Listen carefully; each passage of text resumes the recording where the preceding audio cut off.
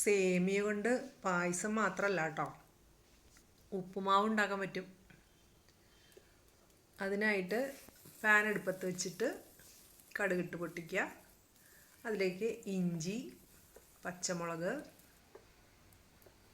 സവാള അല്ലെങ്കിൽ ചെറിയ ഉള്ളി അരിഞ്ഞത് ചേർക്കുക.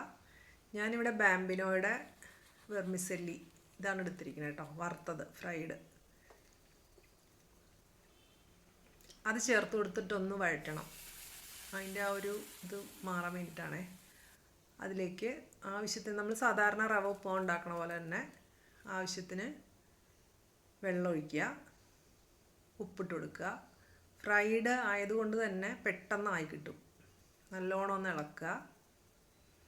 അതൊന്ന് നല്ല തീയിൽ നല്ല ഫ്ലെയിമിൽ തന്നെ വയ്ക്കണം കേട്ടോ, ചെറിയ തീയിലല്ല, നല്ല തീയിൽ തന്നെ വയ്ക്കണം. ഒരു പിടി നാളികേരം